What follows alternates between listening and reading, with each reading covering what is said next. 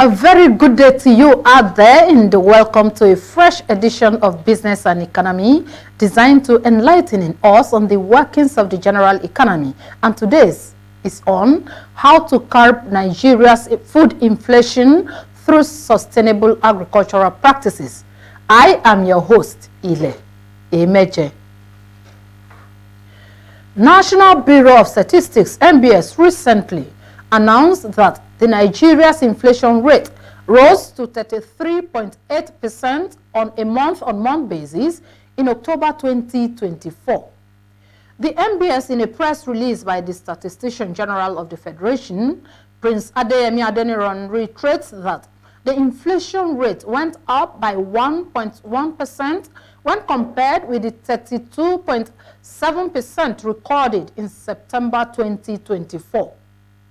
According to the press statement, the food sub-index for October 2024 increased to 39.1% on a year-on-year basis, higher than the 31.5% it obtained in October 2023.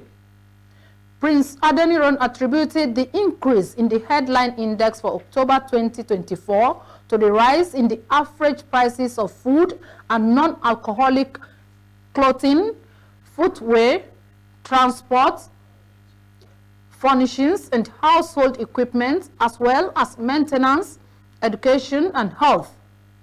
He, however, explained that the rise in food inflation was due to increase in prices of guinea corn, rice, maize, palm oil, cereals, yam, water yam, cocoa yam, and other tubers.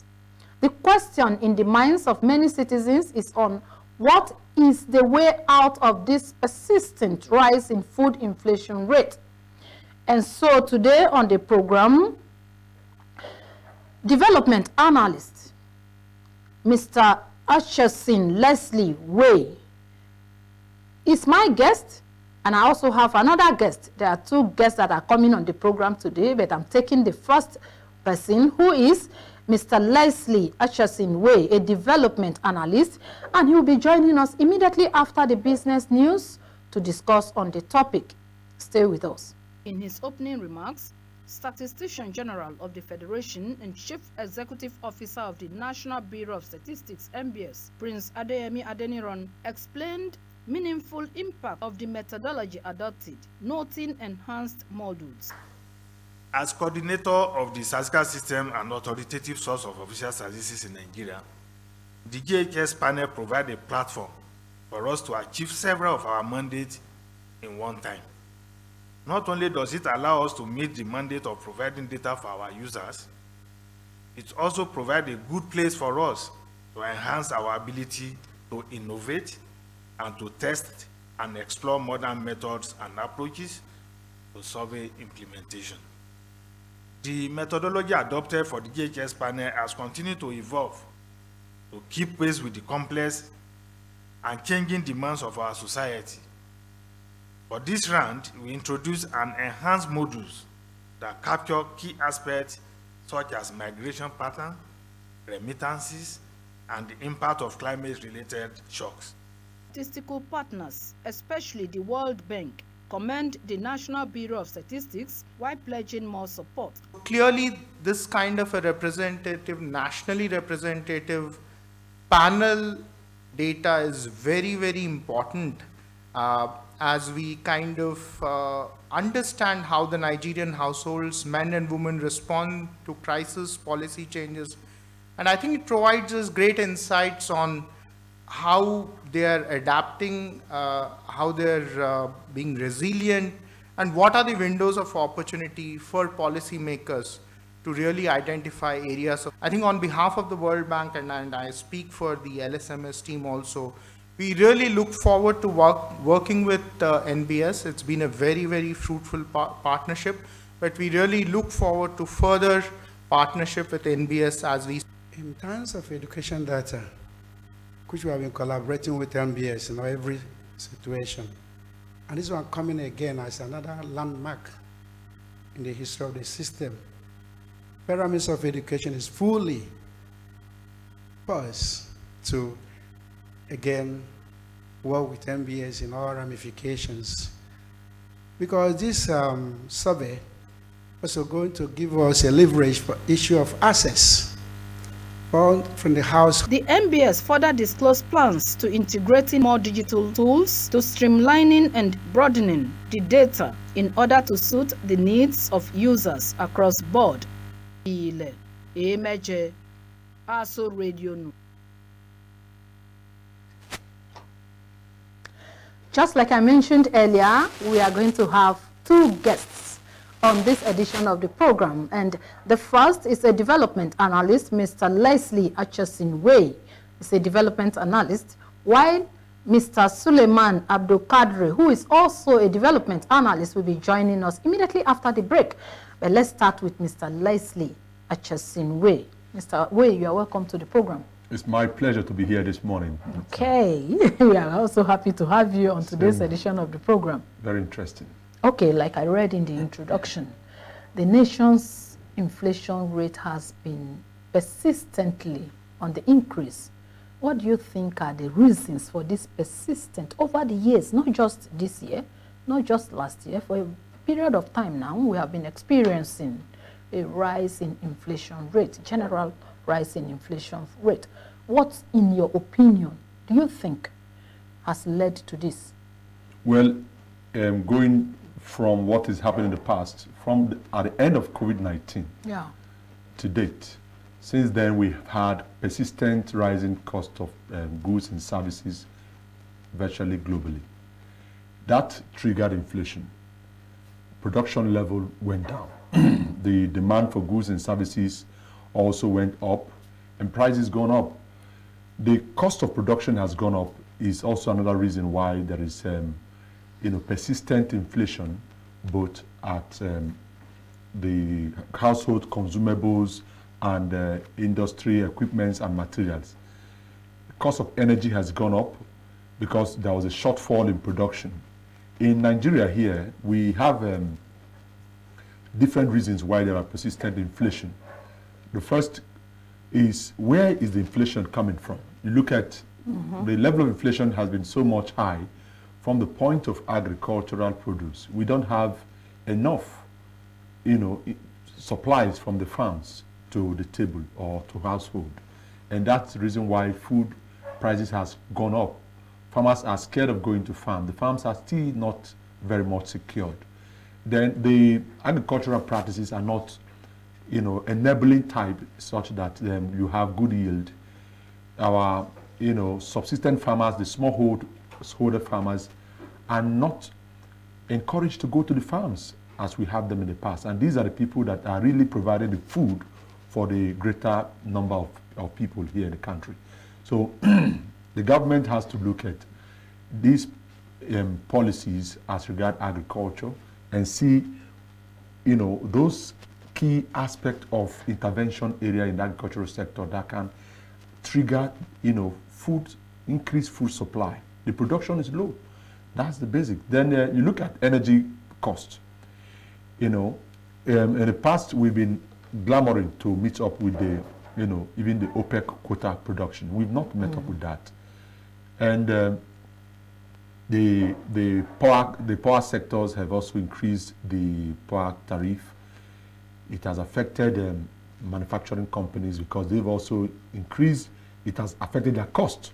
When it affects their cost, they transfer the cost to the goods, and the goods will be consumed by the final consumers. To the final consumers. So the final consumer will bear the entire brunt of these happenings. Then you look at what has happened with the custom and excise duties.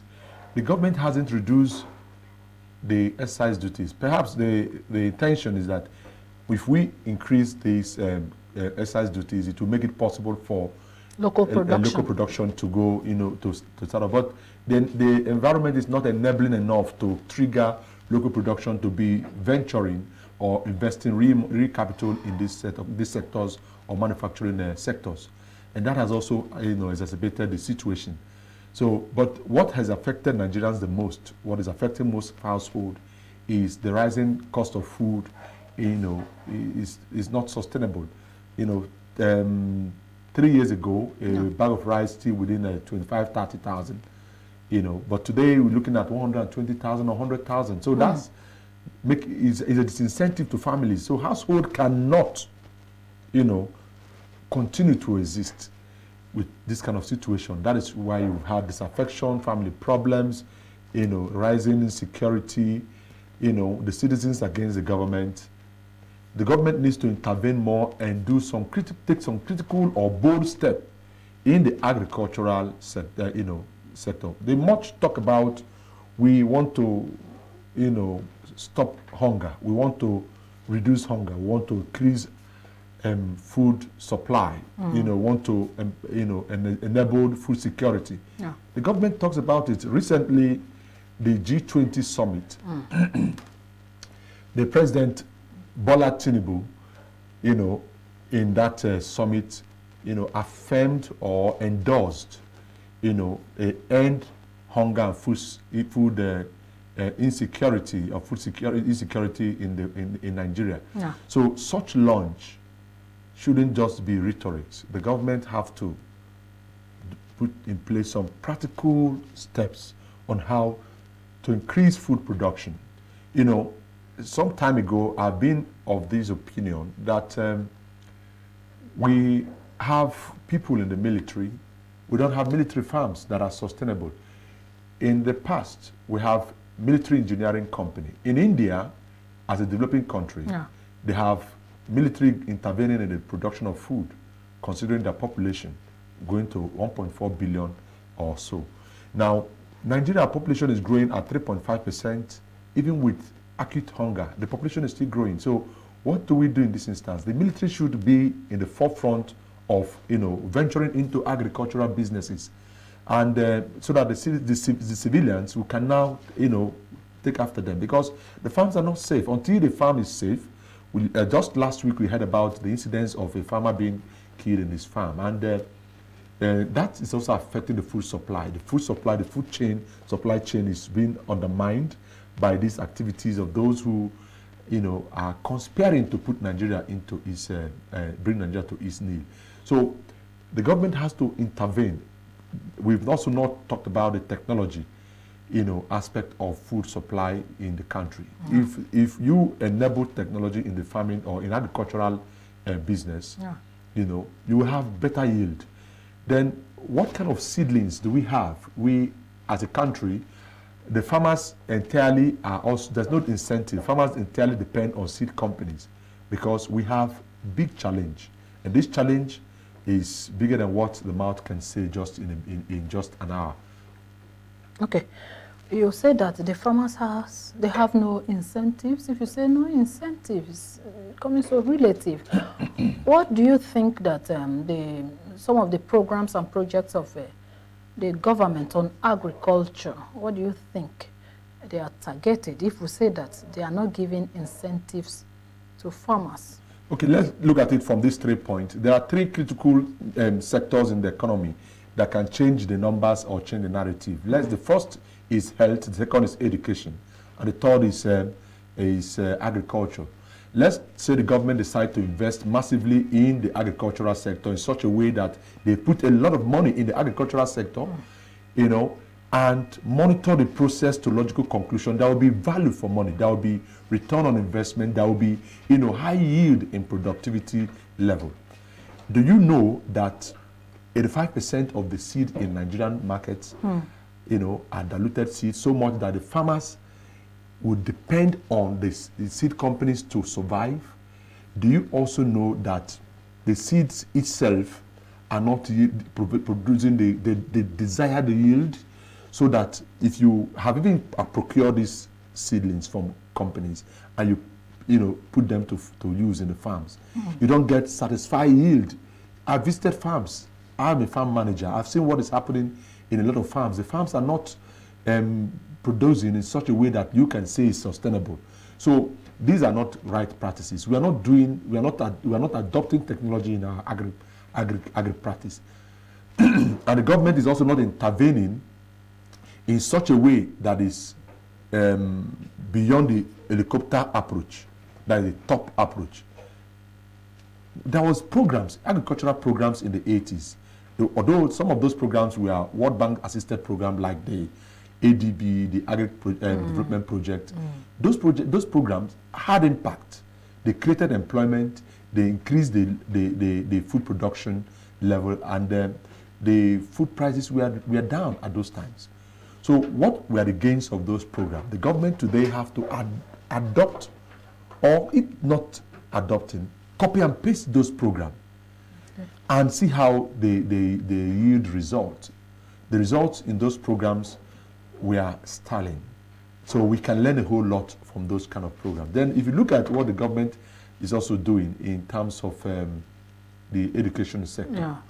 Now the educational sector is not also empowering the agri students with skill, enabled skill, you know, to venture into farming. You see a graduate, an agricultural graduate, maybe somebody had a BSc in agriculture. The person had no farms, the person has not been into farming. As a matter of policy, the government should come up with a program where each graduate of agriculture should have a farm. The government should start building demonstration farms. The universities are also not doing the best in terms of usurping or using the land mass they have in venturing into research that are related to agriculture. And we live in an uncertain time. The climate change has also exacerbated food production. So because we have these challenges, you would surely have, you know, food prices going up until the government decides to take a pragmatic step or intervene scientifically, not politically. Political intervention is okay, it comes with a pronouncement, but in implementation stage, you need scientific implementation of programs in such a way that such programs can yield results, create employment, make increase food production. Do you also know that 9 tons out of 10 of food supply or food production, agricultural produce we have in this country? No. If you export them, most time they are rejected because either they are highly, you know, affected by pesticide, chemical composition, or the packaging. Basically, the composition of the food itself. The packaging, agri product. Let's say yam.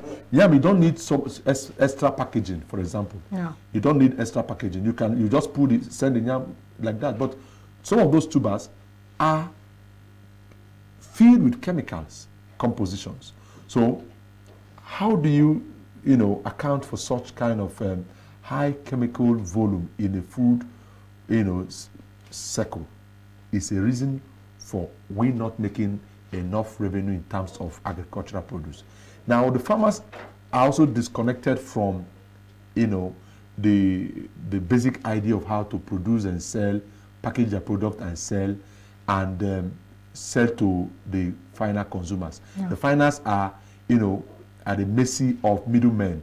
So these middlemen exploit the farmers in such a way that if they buy a mudu of rice at 100 naira, they go to the middleman will now come to the final consumer or to the suppliers and supply it at 150 naira. And before you know, the final consumer will be buying a mudu of rice for 250 naira.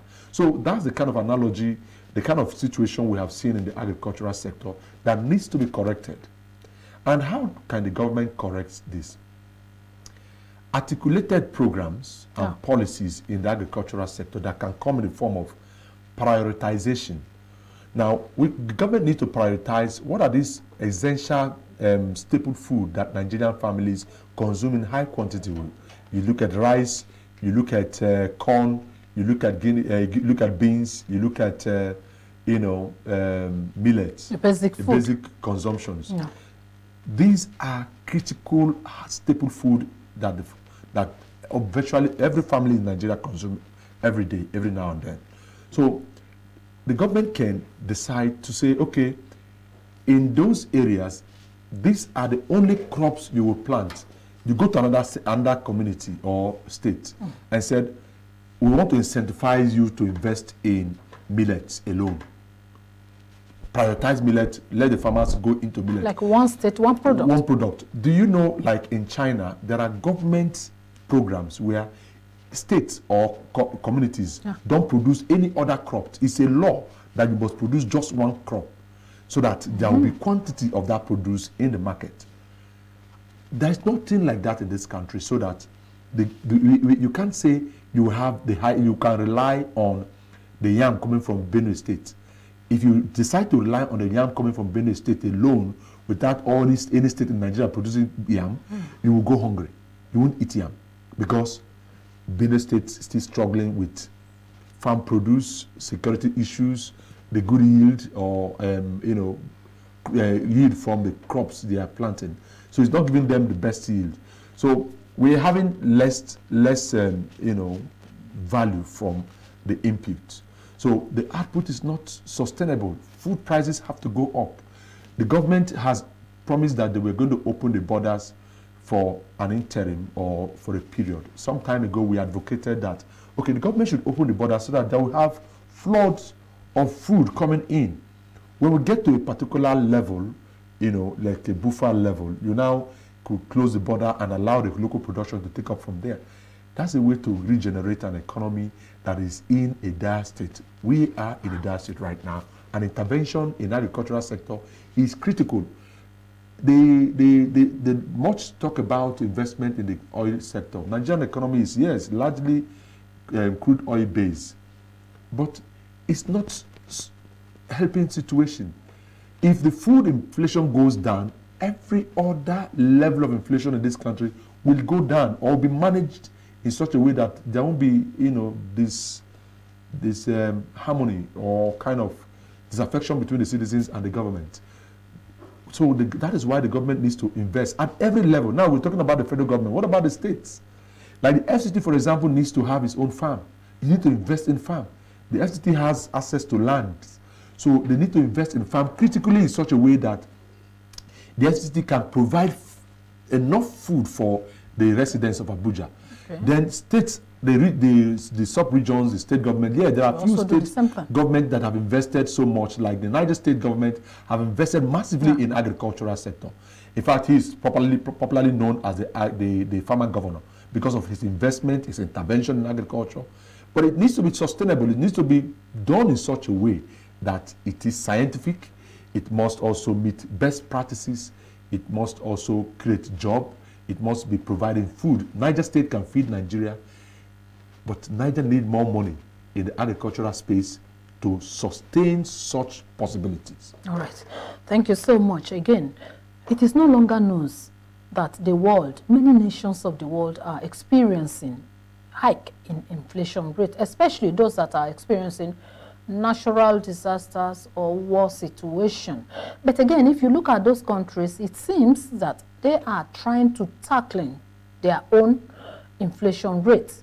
Now in Nigeria, it's not same. We don't experience any natural disaster or any war situation. So what is really happening? Because food inflation is the most disturbing to everyone, across, not just in Nigeria. Like you said, the first thing, if you are hungry, you are not thinking of oil, you are not thinking of any other, going to school, education, and the rest of them, but you need to be filled first. You need to satisfy your hunger taste before any other thing. Now, looking at the hike in food inflation in Nigeria, and Nigeria is not experiencing any of this natural disaster, what can you say is really the depth of the rise in food inflation? Is it a case of non-implementation of policies over the years, or what can you say on that? Let me shock you. A recent research was conducted by an international organization, and that shows that 25 million Nigerians will experience acute hunger in 2025. That's disheartening. Nigeria is not at war, and yet food is scarce. If Nigeria is at war or experience a major natural disaster, 70% of Nigeria will go hungry. In less than 1 month, the food supply would go out of extinction. It means that we don't even have food. At the silos, for example, the silos have no food. You can shock you that maybe you can say we have, but maybe we don't have. We don't have. In India, for example, if India has 1.4 or 1.3 billion population, if there is a major crisis in India, for example, their food supply will exhaust in 60 days. That is India, that is already aware of the situation. We are not prepared. I was discussing with somebody on national security. What is national security? What is it all about? What is it all about? It's not just about the guns. It's about food security. It's about health security before the guns. So let's talk about food security. The food security, Nigeria is not experiencing drought. There's no extreme weather issue right now on a large scale. There's no extreme flood in Nigeria right now. And yet, food prices have gone up. Inflation levels are high. But a lot of families barely eat 2 times a day. Now, if any of those happens, if any of those should happen, we say, for God forbid. Good. That's unscientific. If any of those happen, which is a possibility, or crisis, war situation, the food supply in the market will be exhausted in 40 days. This has been confirmed by a research work. So what can we do to severely bridge that gap? What can we do as an intervention program? There are 3 things we can do. The first is government has to reprioritize agriculture. But Mali once said, a hungry man is an angry man. So you don't see somebody who is hungry and you expect him to be at peace with himself or others. So if the government reprioritize agriculture in its 2025 budget, that will be a game changer. It will also align with the launch on, end hunger and food security. Then the second thing that the government needs to do, as a matter of necessity, is to come up with this policy that will allow the local governments to be involved in agricultural production. Because every cluster is an offshoot of a local government. So can AMAC sustain itself? Can AMAC feed itself? Can the food in AMAC, feed AMAC's residents? It's not possible. Can the food in Buhari feed Buhari residents? If the people in Buhari decide not to buy food from any other local government, can they feed from what is produced in Buhari local government? That is the second thing the government has to look at. Then the third is the government has to look at how to adopt technology in agricultural approach. The technology here, or deployment of technology here, involves the use of scientific methodology. The scientific methodology we're talking about are not skyrocket scientific methodology. I've managed farm and I've seen that we have not done what we should do as a people.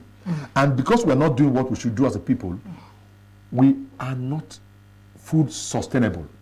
So if should anything happen, according to you, God forbid, that will plunge Nigeria into more crisis. So for that not to happen, the government has to increase its budget spending in the agricultural sector. All right. State governments must be encouraged. There must be incentive even for companies who invest in agricultural projects. If you come up with an agricultural idea and a company decides to invest in that idea, the company should have tax holiday. Okay. But we don't have such a scenario here. So we are dealing with a very serious issue. And we wouldn't just pretend and expect that by, say, making a pronouncement, the problem will be solved. It doesn't solve by pronouncement. Government makes pronouncement. My challenge or worry with whenever government makes a pronouncement is that government, be it governor, president, or ministers, they have chief of staff who is saddled with the responsibility, or should be saddled with the responsibility, of seeing to the logical implementation of the statement of the president to the point that it yields results, so that they can say this is the evaluation, this is the report, performance on that statement of the president in the last event. The president, just about some days ago, endorsed the end hunger and food security. Yeah. How can that be possible? The office of the chief of staff of the president must understand where we are in the stream of time, that there is no enough food in the country. We don't want to pretend about it. If a bag of rice is at 120,000 naira, that's just one aspect of it. How many families can acquire or make a purchase of 120,000 naira for a bag of rice? And if you do, how much is the minimum wage? If you buy a bag of rice, what about other commodities? How would you cook the rice? So staple foods, intervention that will make sure that stable food, farm-to-table food becomes cheaper is critical and essential for sustainability. All right. And that's Mr. Leslie Acheson-Way, a development analyst. And according to him, he suggests to the government that the government should increase the budget in agriculture. The government should also reprioritize agriculture as a game changer. And the government should as well adopt technology in agricultural approach by using scientific methodology. And with that, we have come to the end of the program with Mr. Leslie Acheson-Way. We'll go on a quick break now, and when we are back, we'll also field the second analyst, that is Mr. Suleiman Abdul Kadri. Mr. Acheson-Way, we want to thank you for finding time to be on today's edition of the program. It's my pleasure always to be here. And we believe when we invite you again, we'll have you on the program. God's willing, we'll see what can happen. Thank you so much. So we'll take a quick break now, and we'll be right back.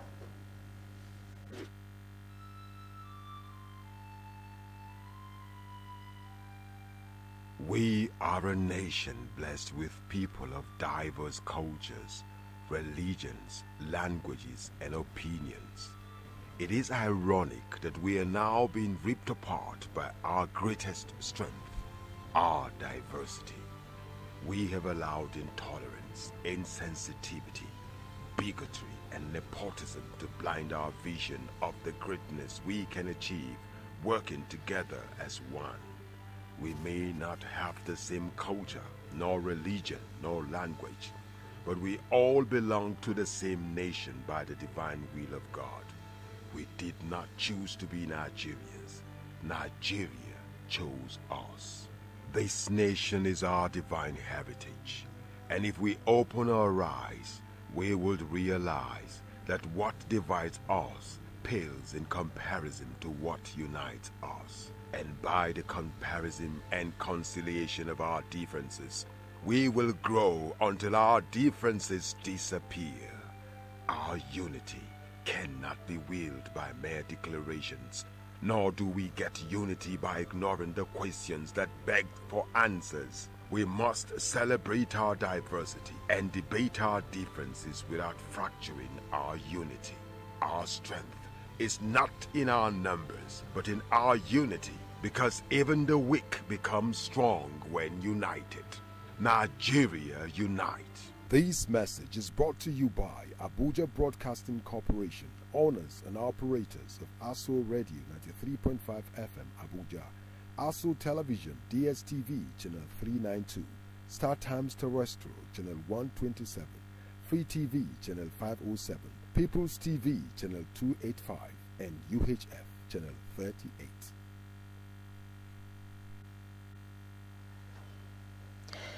In case you just tuned in, you are on to your regular program, Business and Economy, and today we are looking at the sustainable agricultural practices key to curbing Nigeria's food inflation.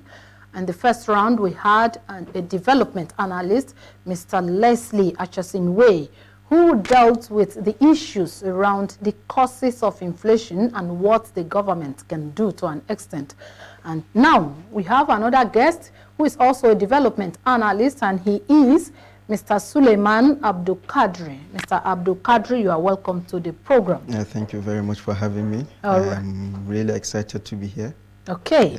Yeah. You listened to the first round of it, and you followed us on how Mr. Leslie was trying to bring out the causes of the persistent rise in food inflation in Nigeria, even when we don't have natural disaster or war situation. Now, in proffering solutions to all of this, how do you think that sustainable agricultural practice can help to reduce food inflation rate in Nigeria going forward? Thank you very much for this question. I think agriculture is one of the least, how do I put it, one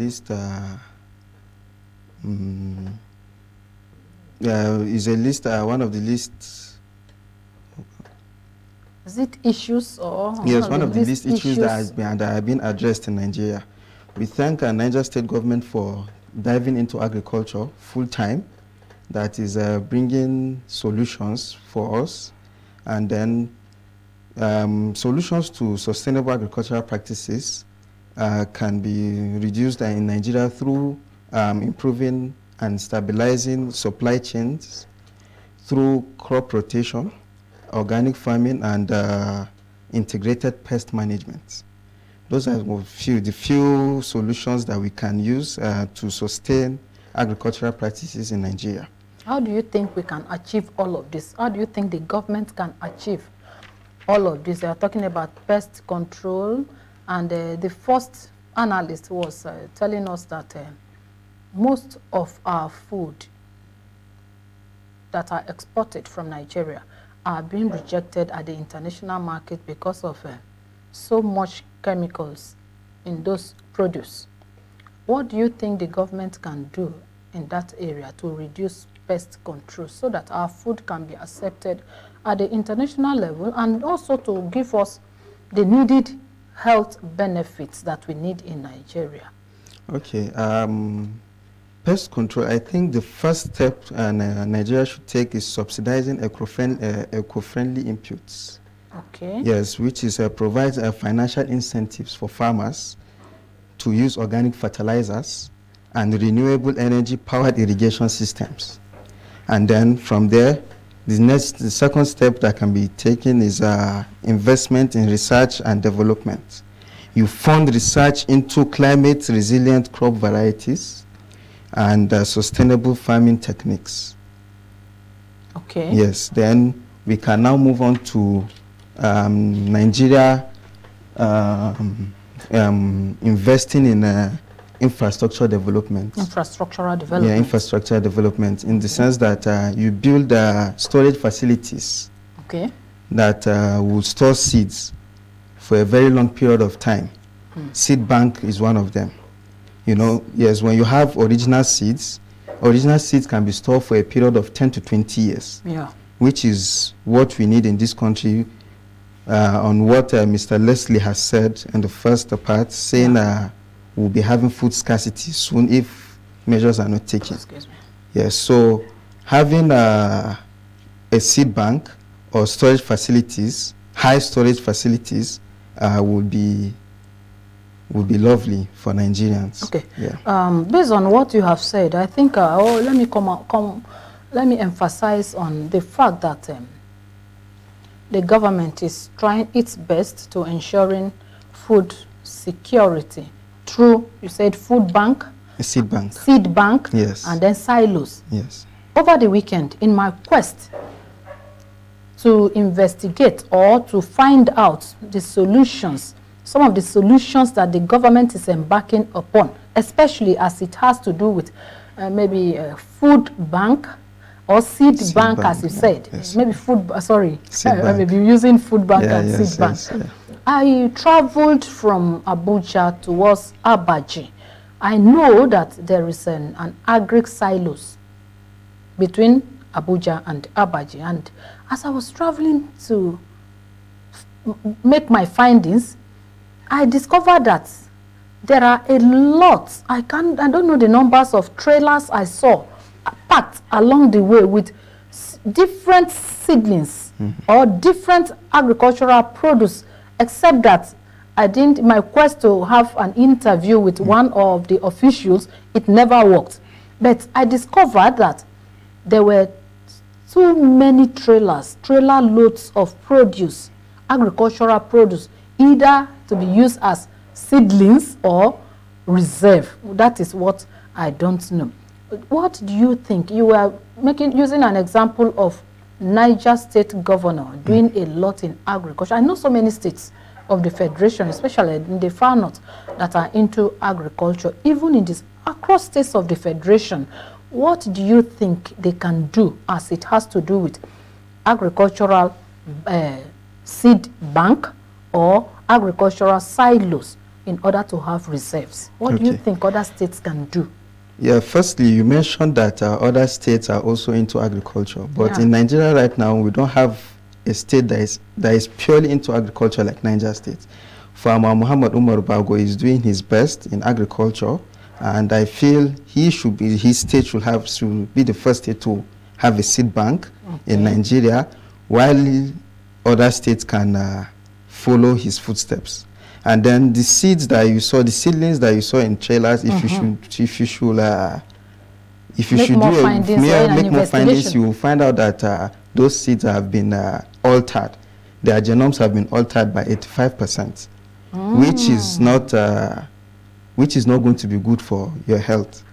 We, the youngsters, we need to be protected, because your own generation we are just moving. Yes, we are moving, and then we are coming. Yes, we are coming in. If we are not properly managed,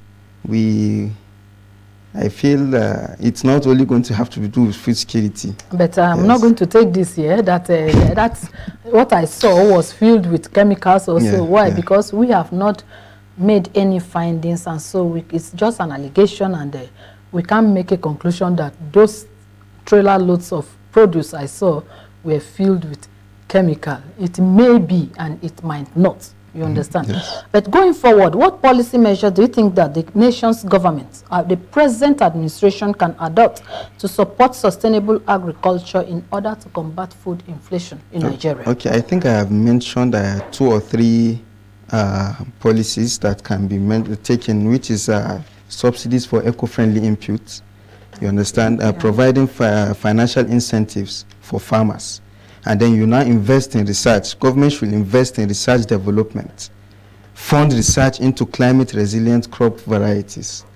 You understand? They should get more people to do research on crops and the issues and how it can be tackled. Then after that, we now come back to seed bank. Getting seed storage facilities for seeds, and then the next step is access to credit. I think this is one of the most important steps, which is giving loan to farmers. You know, farmers get loans, but it's not easy. You have to be in farming. Farmers that get loans nowadays are farmers that are into farming for a very long time. You know, I can be a farmer now, within 1 month, I don't think I'll get a loan in Nigeria. Bank of Industry is working on that, but it's not easy getting loan from sectors like that. And then we can now move into education and training. Okay. You create workshop for farmers, expose them globally on how agriculture, how farming is being done. In a form of technology, technological innovation. Thank you very much. And then the last step, I think, is the education and training, which they are the few steps, they are the major steps that should be taken, which will increase food security in Nigeria and also combat all the other challenges we face in agriculture. All right, okay. Yes. Time will not allow us to go on and on and on. If not, there was this allegation that, you know, new farmers that are being introduced into the system, they have this behavior of using money that is meant for farming to go and marry more wives. But because of time, maybe next time when you come on the program, we'll discuss more. And with the measures suggested by Mr. Suleiman Abdul Kadri, a development analyst, we have come to the end of the program. According to him, the government should invest more on financial inputs for farmers, investment in research for farmers, and also seed banks or silos, so that we have more food to eat in Nigeria and to also export. Mr. Suleiman, we want to thank you for coming on today's edition of the program. Thank you very much for having me, and I would love to be here again. All right. Definitely we invite you to come and educate us the more. And that's how far we can go on today's edition of your regular program, Business and Economy. I am Ile Emejesin. Make sure that that small portion of land beside your house, you invest it in agriculture. At least you can use it to produce something, even if it's pepper or vegetable. By doing that, you will also help to reduce inflation, the high inflation rate on food production in Nigeria. Enjoy the rest of our programming.